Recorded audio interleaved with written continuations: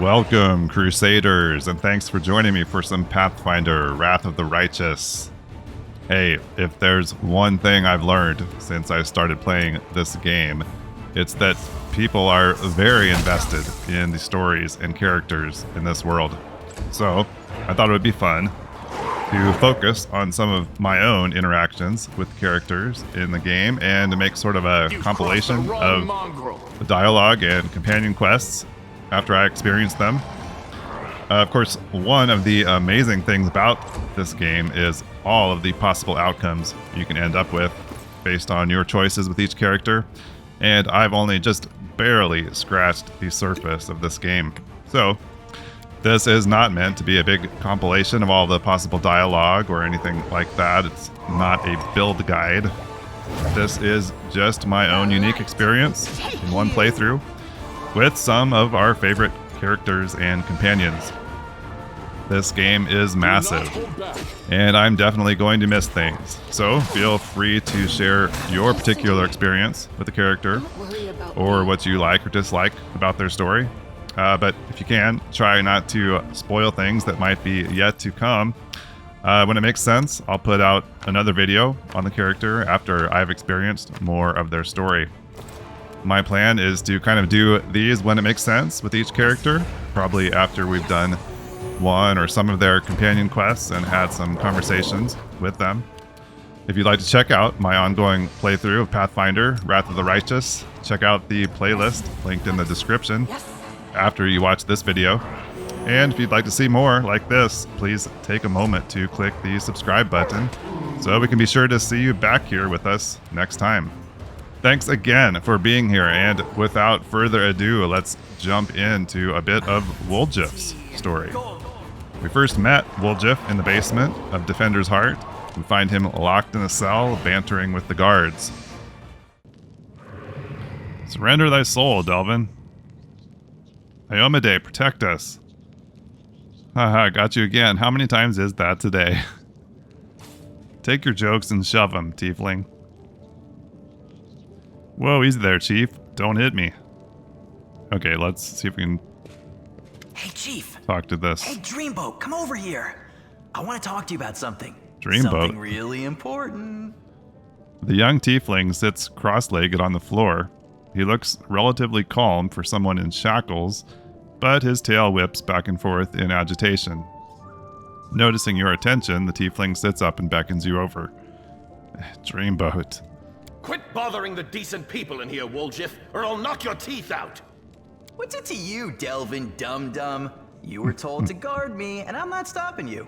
But no one told me I had to shut my trap. Delvin Dum-Dum. Who are you? Woljif. Woljif Jefto. I deal in useful things. I can get you whatever you want. Anything.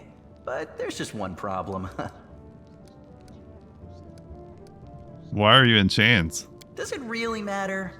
Don't get hung up on the past, Chief. Don't look to the future. Live in the here and now. He was caught thieving. Okay. What do you want from me? I'll lay it out for you. Simple job, 30 minutes tops. We go someplace, talk to someone, and in return, whatever you want, I'll get it for you. Some extra rations? No problem. Armor, weapons, scrolls, you name it. It's as good as yours. If you need my help with something, whistle and I'll be there. I'm handy enough with knives too, and even my magic know-how isn't too shabby. Okay. So are you a potential party member for us, Woljif? What a load of guff! If you were good at magic, you wouldn't be stuck in here now, would you? Don't you listen to him, Chief. He'd find fault with the Queen herself. I'll be useful to have in battle, and I'll sell whatever you want at a reasonable price. It's your lucky day. You won't meet another gem like me in Canabras. Your shadow. What was that? Get me out of here and I'll tell you. And don't worry, it's not contagious. I can't help you while you're chained up here. How can I free you? That's easy. You know Irabeth? Feisty looking gal, always wears armor. We've met. You can't miss her. She's the meanest fighter in the whole city. When you see her, put her in a good word for me, will ya? Tell her there's this guy Woljif locked up for no good reason in the Defender's Heart. Well, for the follies of his youth. And he really wants to get out on bail so he can keep up his good behavior and make a contribution to society. Got that? Will you do it? Well, we'll talk to Irabeth. I See knew what- I could count on you. Knew it the moment I laid eyes on you. We'll see what she has to say about you. Out on parole. Woljiff, a thief languishing in the defender's heart, asks the passing stranger to speak to Irabeth and free him. There's a tiefling chained up in the defender's heart. What can you tell me about him? Irabeth shrugs scornfully. Woljiff is a petty thief from a gang of thieflings operating in Canabras. That's what we call them in these parts. They tried to rob a vendor of magical items recently. Unfortunately, we apprehended only one of them, and the rest managed to escape. We have nowhere else to keep him apart from the defender's heart, but that's hardly a prison. Woljiff knows it too. He's been begging us for days to let him go free or have someone vouch for him. He's already asked you to put in a good word for him, hasn't he? Irabeth squints at you thoughtfully, then shrugs. If you want to recruit Woljiff and put him to good use, go ahead and take him off our guards' hands. We can ill afford to let a soldier spend their days watching over a middling thief. I hope the tiefling proves useful, should you decide to take him along. Well, Chief, what do you got for me? Well, I talked to Irabeth, and I've decided to make you part of my troop. We'll see how it goes. You must be a smooth talker. Come on, Delvin. Get these bracelets of yours off me. I'm going free. You're sure to regret this. This tiefling will fleece you for everything you've got. Mark my words. Well, we'll hope we don't regret it. You're a bitter little man, Delvin. Petty and mean. You can't even be happy for me, can you? I pity you. I'll leave you alone with your sad little soul. So long. And now, Chief, straight down to business. You see, I'm one of those guys that people around here call thieflings. We just call ourselves the family. After we knocked over that shop and I got stuck here in the Defender's Heart, a little bird told me that Big Sister Charisme wanted to see me. That she had some questions to ask me. You following? Not really. Never heard of Big Sister Charisme. Now, she won't be asking me questions like, Woljif, how'd you manage to get out of this one? Or, Woljif, you're so thin, didn't they feed you? No, something serious has gone down, and I just know they want to try to pin something on me. I can feel it in my tail. So, I knew right away that I couldn't go alone. You turned up just in time, Chief. You don't need to do anything when we get there. Just stand behind me and look mean, and I'll handle the rest. Somehow. Let's go, I'll show you the way. Thiefling's hideout has been revealed. Talk to Sister Charisme. Woljif, I don't think we've talked to you here yet, have we? I'd like to know more about you. How much is more? Are your family tieflings too? My family. It's an interesting story, actually, but I don't tell it to just anyone. My father and mother had a bakery. Their life was great, but the gods never blessed them with any children. One day, my mother went to the river to wash some clothes and saw a basket floating downstream. Inside the basket was a baby, adorable and chubby and fast asleep. It was yours truly. In my hand was a note spritzed with expensive perfume that said, "Take care of my little angel." My mother brought me home, and she and my father realized right away that I was heaven sent. They raised me as their own. When I turned 15, my mother showed me my baby blanket. It was embroidered with the coat of arms of an unknown kingdom, all in gold thread. Ever since then, I've been looking for my real parents, but it's not easy. Traveling takes money. So if you have a few gold coins, I'll pay you back as soon as I find my real family. I give you my word. Jeez, we don't have a lot ourselves either, but here you go. I hope you find them. Woljif whistles and jingles the coins in his palm. Thanks a lot, Chief. May Iomade, or whoever you worship, save you, otherwise you'll be done for. You believe anything you hear. If I was really a prince... Oh, jeez. We're so gullible. I wouldn't be sitting around here, I can tell you that much. I'd have already gone to take what was rightfully mine. And then I'd come back with an army, so I could watch the guards and merchants who pushed me around all my life bow and scrape before me. But that's not going to happen. Want to hear the real story? I guess since we paid you, probably deserve it. The true story is boring. My family is human, both my father and my mother. They used to live in a village nearby. I forget the name. When my ma had me, my old man got so mad he almost killed her. Pinned her to the wall and started asking questions, like why his son had horns and a tail. Well, my ma told him that her mother, my grandma, used to fool around with a demon. When he heard this, Daddy Dearest got drunk, trashed the house, and then took off. I don't remember any of this, of course. My grandma told me. I was about 3 years old when my mother brought me to Canabras and left me with my grandma.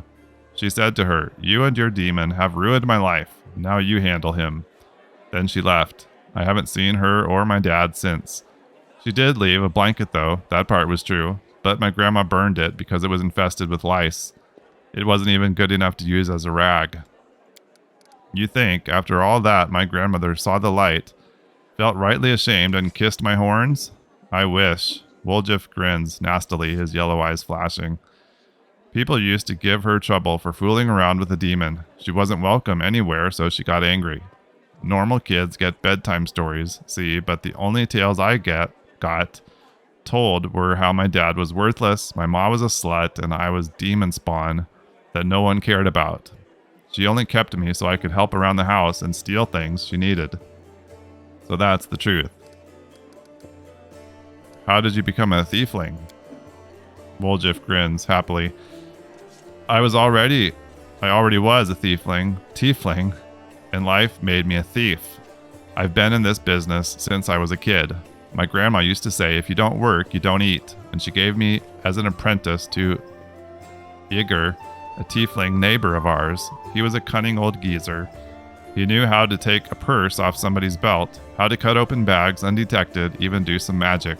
I used to climb through basement windows and open doors from the inside while I was still small enough. And when I grew and stopped fitting through the windows, I decided I was done with my education. I repaid my grandma for everything she'd done for me, which was absolutely nothing. Why would I feed her if she wasn't bringing me any money? If you don't work, you don't eat. So I took off. I got bored of my teacher too, but when I as much as hinted at leaving, he said I owed him for my education. So I just nodded, and then I joined the Owlbears, the gang that ran our district, and told them that Igor was working their territory. I don't know what happened to him, but I stayed with the Owlbears. Then their leader started giving me the cold shoulder. I did steal from him, but never that much, so I had to rat them out to the guards. Then I joined the Golden Hands. That was a good time, rich pickings. I would have stayed with the Golden Hands, but the Northmen promised me a bigger cut if I told them where the Golden Hands kept their loot. I'm no fool, of course, so I told them. After that, I only had one option, to join the Northmen, and then the family came. At first, no one took them seriously, calling them thieflings and all that, but I felt it right away. They had power behind them, and they had more money. I'm always on the winner's side, Chief. That's why I joined the thieflings. And right on time, some thugs came from the capital and made the Northmen leave. The ones who survived are in the family now, too. Tell me about the thieflings. All right. I won't tell you everything, mind, but I can tell you a little. The thieflings are Mendevian thieves. The gang was started in Mendev's capital by someone or other, and soon after they'd spread all over Galarian. They're also called the family. You know why? Because us tieflings are easy to spot. Wherever we go, guards always hassle us, asking, "Are you lost or summit, Hornhead?" We usually say we're visiting family, and if they say, "Oh yeah, who?" you give them the name of a local thiefling who confirms everything, even if he's never seen you before in his life. That's why we're all brothers and sisters. There are rules. Who does what, who gets what cut. I won't say it's a lot, but they make it worth your while. They'll even heal you if you take an arrow. But the biggest no-no is this. You don't steal from the family. If you don't contribute to the shared pot, you'll get the cold shoulder. You won't be treated like family no more. And then everyone will hear that you went to visit some relatives who have a farm someplace. My best guess? The farm is in some underground well beneath Canabras, where they breed grave worms. If Sister Charisme, our boss, looked the other way more often, I'd really be able to spread my wings. Stealing from someone you call a sister. That's low. Birds fly low before a storm. I'm just surviving as best I can. Woljif fixes you with a look. Imagine the situation, Chief. You're 7 years old. You come home and your grandma, your family, is lying there drunk. There's no food because she got wasted in the morning and didn't cook anything. And you know that she has a stash under the 3rd floorboard. You take this money so as you don't starve to death. And then when she wakes up, she beats you because you shouldn't have taken it. You should have stolen some food. You're a waste of space. That's something you can never understand, Chief. You only care about moral choices. You always know what's right and what's wrong. Brother, sister, grandma, mother. In real life, they're just words. What do you think of Canabras? It used to be such a hole. Then the crusaders and refugees came here and things started looking up. Although it depends who you ask, I suppose. Witches better steer clear of here, because Iomede's followers are ferocious, especially Holrun Shapak, the local inquisitor. He's a tough old goat. I didn't see it myself, but a serving girl at the tavern told me that her second cousin's son from his 3rd wife is a paladin, and he said that Holrun takes an unsheathed sword with him even to the privy, and when he sleeps he puts it on the pillow next to him, and when he's in his cups, he strokes the blade and whispers sweetly to it, "You are my one true friend. You are the only one I can rely on." Actually, from our limited dealings with Holrun so far, wouldn't actually surprise me if that was true. Irabeth's given us a hard time too. You as much as look at some nice little bauble, and before you can think of taking it, before your fingers even twitch, she's coming for you, with her nostrils flaring and her fangs glinting. Scary woman. But even she is better than Sister Charisme, our boss here in Canabras. By our, I mean the Thiefling's boss. If you get caught by Irabeth, it's all out in the open. You go to prison or you end up as worm food.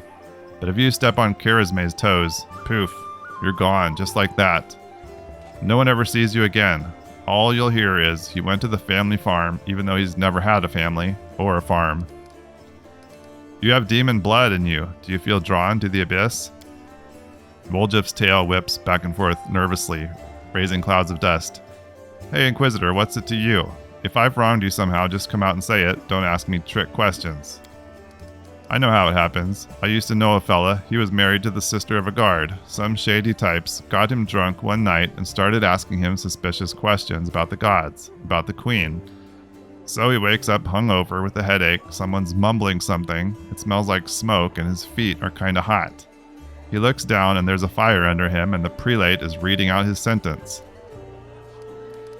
Your shadow looks strange. What kind of magic is that? Cool. Ladies and gentlemen, roll up, roll up. No dark magic, no fraud. A trick without any deception. Woljif snaps his fingers and the blue flame engulfs him. The shadow that was previously lying calmly at his feet grows, floating in the air behind him. It is the shadow of a huge, horned, winged demon with claws. Ta-da! It doesn't do anything, it just looks scary. I remember when I was little, an old beggar showed me and my friends how to make shadow puppets. You put your fingers together in front of a light and it makes the shadow of a deer or a dog or a dove on the wall. I tried so hard, I wanted to make the best shadow, and I did. It just happened. Woljif chuckles sadly. Funnily enough, that's the last time I had any real friends. They tried to stone me later, screaming at me, calling me a demon.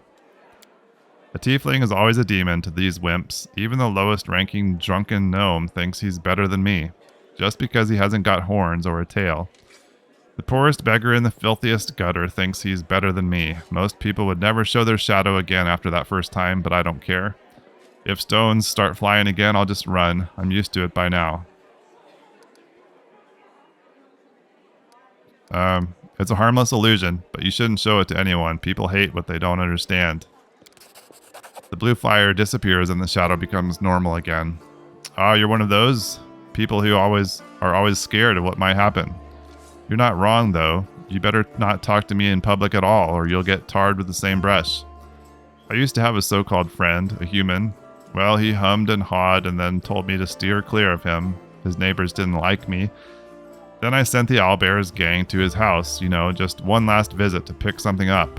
I'd taken a shine to this nice pair of calfskin pants he had. A good lad like him wouldn't have need of them anyway. He found me later and gave me a hiding for my troubles, but that's another story. Okay. That's it for now. Whatever, you're free to do as you please. Our next interaction with Woljiff comes with the Stolen Moon quest. We head with him to the Thiefling hideout, where Sister Charisme is in the process of interrogating Thieflings to try to find out who was responsible for ratting out the Thieflings to Irabeth. She is pretty suspect of Woljiff and thinks that he is probably involved. So we end up trying to help him clear his name. The basement is dark and dank, and you are immediately struck by the hostility of the gathered tieflings. 5 of them are kneeling along the wall, separate from the rest. The tall woman, who had been cleaning her fingernails with the tip of her knife, greets you with narrowed eyes. "Brother Woljiff, you got my message then." "Sorry I couldn't swing by sooner, dear Sister Charisme. It was just one thing after another. First I was in shackles. Next, well, no, I was still in shackles, and I was being watched. And then the chief got me out, and I came here straight away. I knew you'd been waiting on me." "Enough talking, or else we'll be here all night. So we had a clear plan. We were going to wait for nightfall, slip into the shop, grab the goods, and leave. Even if the neighbors called the guard, there was time to get away. But what happened? That bitch Irabeth showed up almost right away. She knew we'd be there. Somebody betrayed us, and I have a good idea who it was. What do you have to say to that? Make it quick." Do you think Woljiff knows the name of the traitor? Charisme turns to you. "He speaks. I thought Woljiff only brought you so he'd have someone to hide behind if things went south." "Yes, he knows the name of the traitor. Every gang that Brother Woljiff has been a part of has very quickly come to an end. Their hideout location was passed to the guards, or their competitors found out where they could ambush them. Woljiff is the only one who always comes out smelling of roses. If you think about it, you'll come to the same conclusion as us." Lon, I'd have said that meant that Woljiff was cursed with finding friends among losers and screw-ups. But now that he's with us, that must mean the curse has been broken. The burden of proof lies on the accuser. Woljiff doesn't have to prove anything. In a single fluid motion, Charisme adjusts the grip on her knife so that she is now holding it by the blade, as if preparing to throw it. "Burden of proof? Are you a city guard or something? I don't know how it is with your lot, but in the family, the highest rank is always right. And here, that's me." "Canabras is burning. Why are you squabbling here instead of fleeing the city?" Charisme purses her lips. "I'd be glad to leave, like the rest of my brothers and sisters, but in the family there's nothing worse than betrayal. It's something we do not forgive. We don't forgive anyone who lets traitors off the hook either. If I don't find the rat, my superiors, let's just say, all wish I was burning in Canabras. I want to keep living, so I'm going to take a chance. Until I find out who is the traitor here, no one is leaving." "Woljiff, tell us your side of the story. What happened?"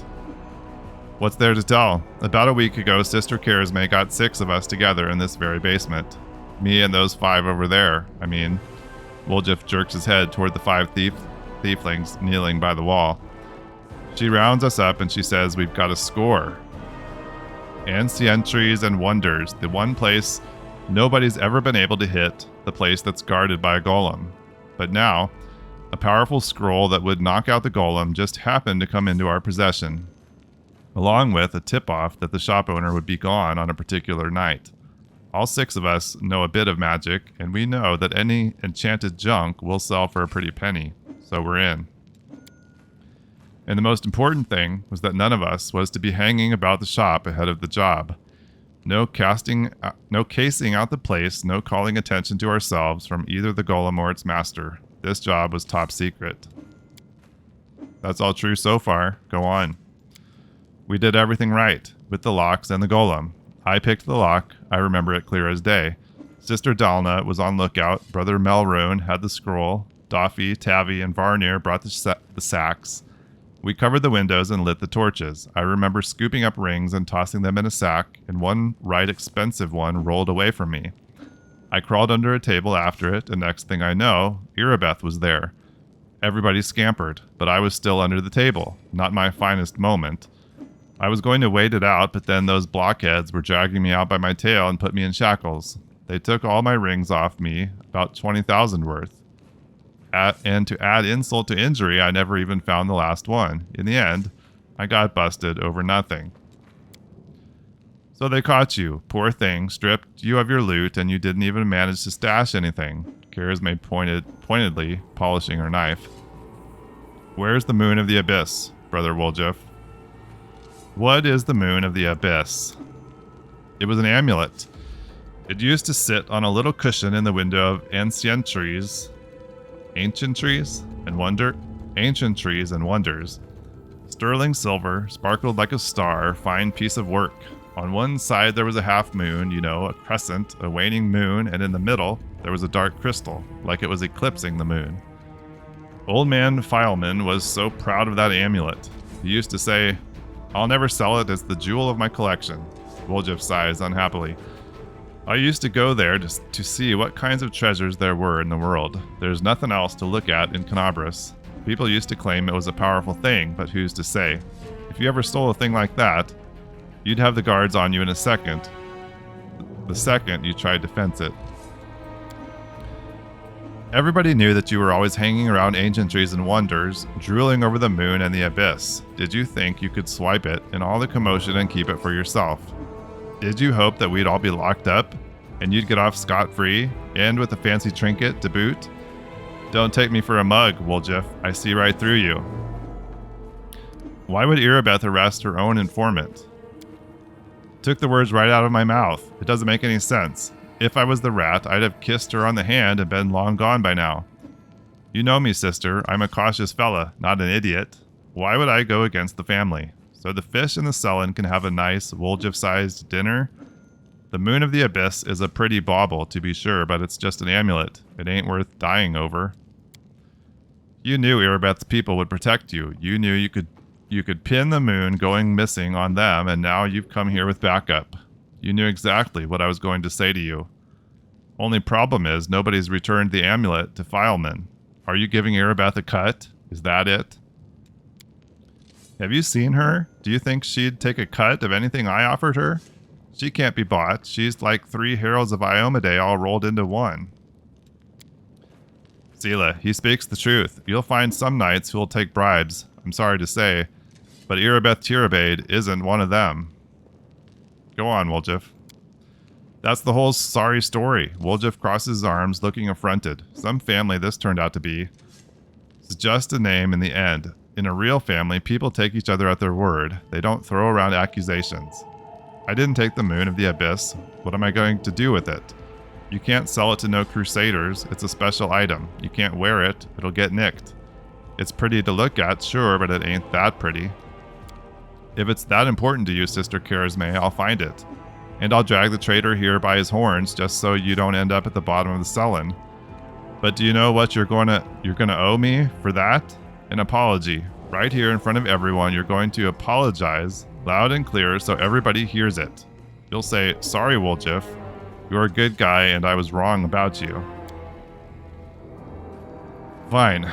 You're one of my people, which is why I'm going to give you some time. But if you run, Brother Woljif, the family will get you wherever you go. You'll spend the rest of your life looking over your shoulder, tossing and turning at night, fearing poison in every cup and every meal. You'll look into the eyes of every tiefling you meet, wondering if the family's come for you. You'll have no peace. But one day, you'll be tired of running. You'll stop to catch your breath, and that is when we'll get you. Got that? You've a way with words, Sister Karazme. A way that almost made me wet myself. But a way nonetheless. Let's go, Chief. We'll go chat to that scary gal Irabeth. She knows you a little. We can ask her who ratted us out. I'll let you do the talking. Okay, we'll find the real traitor. And I'll get my apology. Onward to Irabeth, Chief. Let's go clear my good name. Root out the traitor, but be quick about it. Time's running out. I don't want to get chewed up by demons. See what this is first. Okay. What's this? Formerly well-appointed shop, now looks a sorry state. It has been completely ransacked. Lying in the corner next to a scorched wall are the soot-covered shards of a clay golem's head. The golem's eyes glow in the gloom. Master, code word. 1, 2, 3, 4, 5. I believe it is Hand of Aurori. Correct. Awaiting orders. Where did you come from? Who created you? This golem was created by Gaffrin and Son. Address 3rd building on the right, Jeweler's Alley, Neuroscion, Mendev. Model G504ENE, which stands for Experimental and Enhanced. For all inquiries, contact Mr. Gaffrain. Tell me about any suspicious people who came to the shop in the last week. The golem is silent for a moment. 56 individuals entered the shop. Human, female, old. Gnome, male, old. Human, female. You'll be reeling off customers till nightfall. We need to ask it in a different way. Were any of these suspicious people tieflings? Tieflings. 3. Tiefling male, middle-aged. Tiefling male, young. Tiefling female, young. Describe the young male tiefling. Tiefling male, medium height, short horns, curling backward. So all tieflings must have horns, but they could have different shaped and sized horns, I suppose. Medium length tail. Eye color, yellow. Hair color, black. Special observations. Annoyed. Master. Horns, hair, tail. That sounds like me, but it's not possible. I know what the security's like here. I didn't come near the place. I give you my word, Chief. No special observations. Subject was unremarkable. There, see? Can't have been me. Describe the middle-aged male tiefling. Tiefling male, medium height, long horns, medium length tail, eye color, pale blue, skin color, dark. Special observations, red hair. Oh, that's our traitor. I'd bet your life on it. Kira's may drilled it into our heads that we wasn't to go hanging about the shop. Red hair. We've got a couple of gingers, and plenty more who get it out of a bottle. So much for a special observation. Golems ain't all they're cracked up to be, eh? Maybe its master knows more. Describe the female tiefling. Tiefling female, above average height, hair long, pale, tail not observed, long horns, eye color blue, special observations, scar on nose, baldric with gold stitching. I don't know that one. A new arrival, most likely. Gold stitching, eh? Wouldn't mind getting to know her a little better. Right.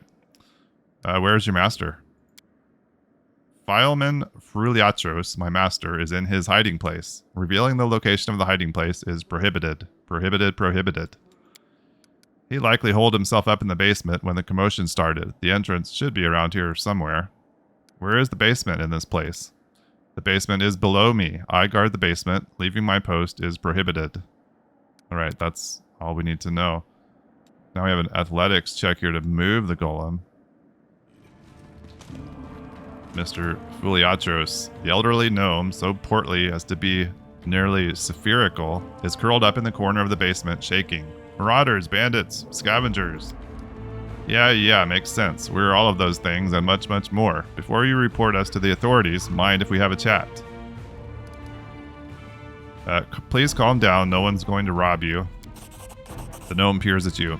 You do look better dressed than the local thieves and ragamuffins. You came here to tell me that the nightmare is over?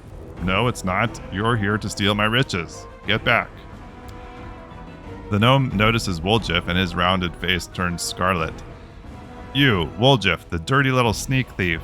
You've been sniffing around my shop for years. Finally worked up the courage to rob me, did you? Get out of here. You and your pals have taken everything already, I'm sure.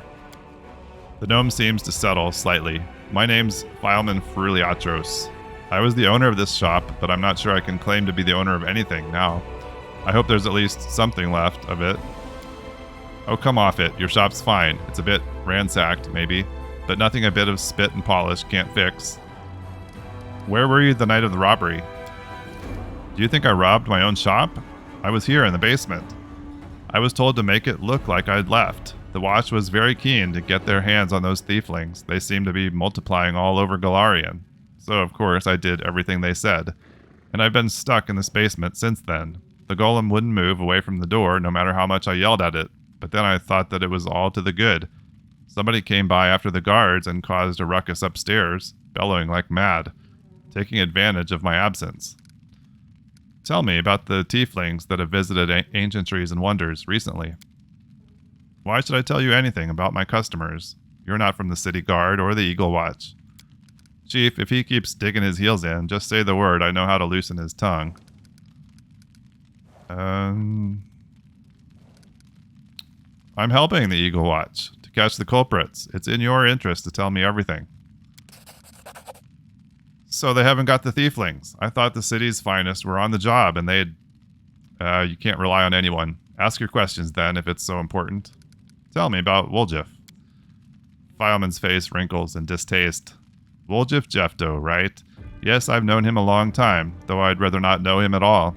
He's been skulking around my shop for years, treating the place like a free museum. He always wanted to look at the moon of the abyss. I'd chase him out, but he'd just slink back in again. If he was with the gang that robbed my shop, I'll bet anything he swiped the moon. How come I'm the prime suspect? Whoever betrayed us all, that's the one who's got the moon. I want to see it returned too, you get me? I don't like the idea of other people's grubby mitts on it. Tell me about the red-haired tiefling. Fileman falls to thinking. A red-haired tiefling? I suppose, yes, there was one who came in, spent a long time looking around. He was a person of modest means, I could tell by his clothes. But he asked me to show him an Aasimar-made chainmail. He certainly couldn't afford it. That's when I suspected that something was off. I checked everything after he left, but nothing was missing, and that put my mind at ease. I can't remember what he looked like. I didn't get a good look at his face. All I remember is that he was wrapped in a green cloak like he was freezing, but that's all I have. That's it. With that description, we'll surely sniff him out. Come on, Chief. Back to Sister Kira's may we go. To have a good, long shifty at all my brothers and put all these clues together. Something tells me our traitor isn't going to wriggle out of this one. Well, hold on. Tell me about the tiefling woman. Fileman scratches his chin. A tiefling woman. Ah, yes, I remember now. A noble lady, unlike the tiefling ruffians we have around here. She purchased magical equipment for the crusade, and she promised to come again. If only all tieflings were like that, I'd be laughing all the way to the bank.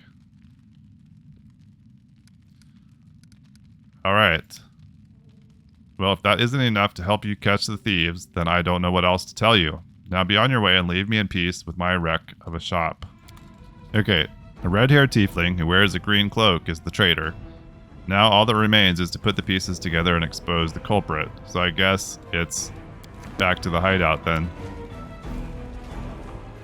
Well, alright, sister. Kara's drums her fingers nervously on the handle of her blade. Well, are you going to tell me who the traitor is? The name and the moon of the abyss that they stole? I don't need anything else. Well, I think we're actually ready to tell her, but let's take a good look at the suspects. Tieflings are tense and ready to reach for their weapons. The only redheads are Melrin and Daffy. The dark-skinned tieflings are Varnir, Daffy, and Melrin. Daffy, Melrin, and Tavi have straight horns, but Tavi is female. Only Varnir and Melrin have green cloaks. Alright, it's gotta be this guy.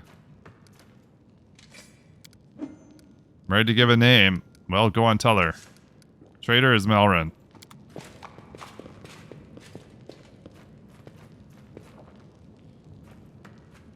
You'll pay for this. Voatil and Hepes Mira will get you in the end.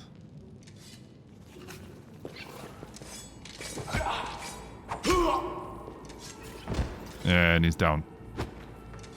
Did she just kick him? I looked away for a second.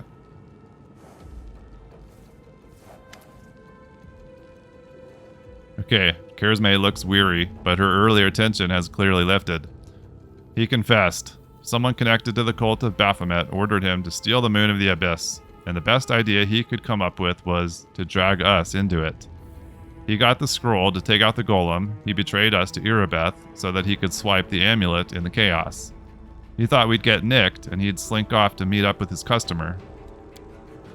You've got the moon of the abyss? Let me look at it one more time. My whole life I've dreamt of holding it in my hands, if only for a second. He said when he got to the window display the moon was gone. He's lying, of course. He had time to hand the moon off to the person who ordered it. Bloody cultists. I don't really give a toss. I'm just glad we got to the bottom of this. What are you going to do now? Clear out of this place. The sooner the better. This city's dying. I don't want to die with it. This city would have already died if not for the people who stood up to defend it with weapons in their hands. So defend it. I'm not stopping you. It's your city, but we've always been outsiders here. Why would we fight for you now? All right, we're not one to join the family. What are you going to do to the traitor? Kirisme nonchalantly picks at her nails with her knife tip. He'll be sent to visit his distant relatives on the farm. To think about what he did. Any more questions? Ember, I've never been to a farm. I imagine it's really pretty. Fields and apple trees and chickens. Well, Ember, I doubt if it's going to be that kind of farm. Yeah, sure, chickens. Okay, I guess we're done here then. Good decision. I don't plan to hang around long either. Woljiff, sister. Woljiff nervously bites his lip. His cheeks are flushed and his tail is swishing through the air. You forgot something. What now? You should be happy to be alive. An apology. You promised to apologize to me loudly in front of everyone. We are alone now, but I still want to hear it. Well, Kirisme shrugs indifferently. So, sorry, I suppose, for being wrong about you this time. Don't think that just because you didn't act like a jerk this one time that it cancels out the rest of your record. I know all about you. Till next time, Woljiff. Yeah, that was the most pathetic apology I've ever heard. Kirisme's eyes harden, but then she sighs. All right, fine. I'm sorry, Woljiff. Let's part on good terms. Apologize to me as well.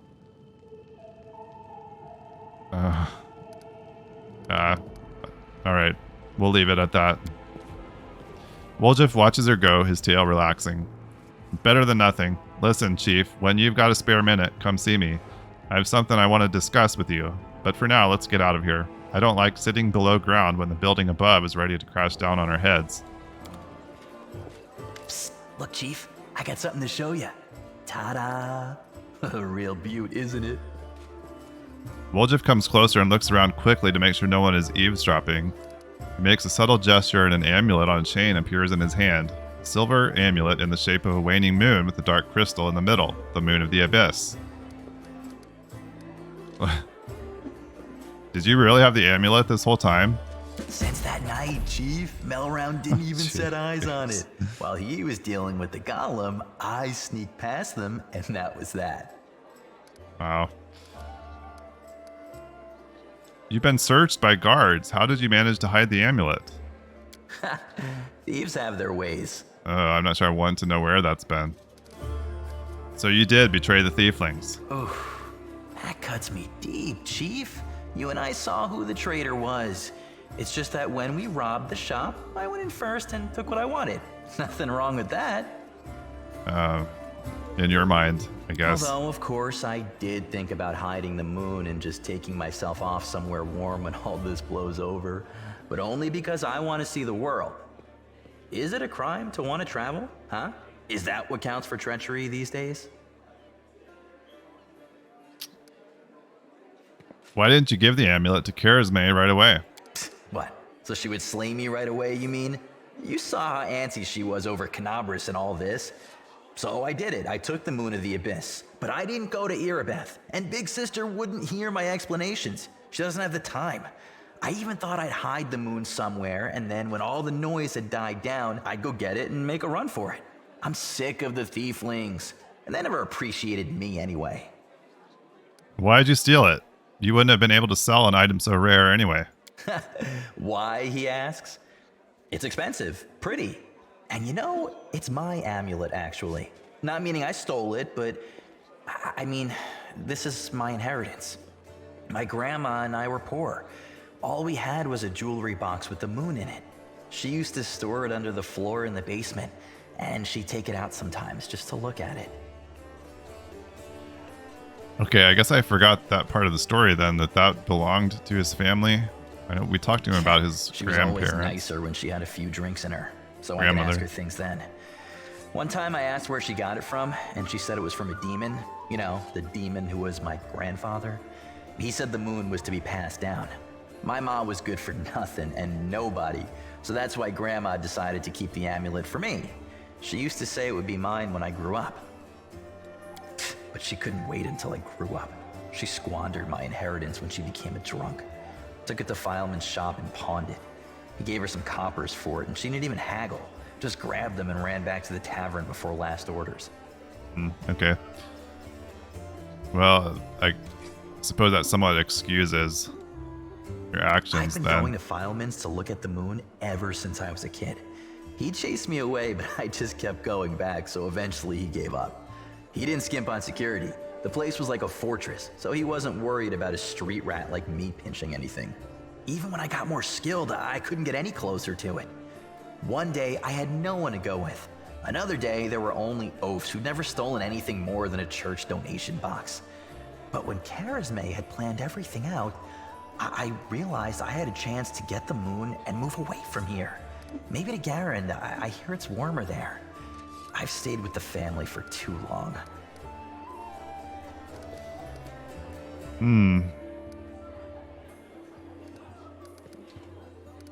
Wow, risking everything for some shiny trinket. This isn't just some shiny trinket.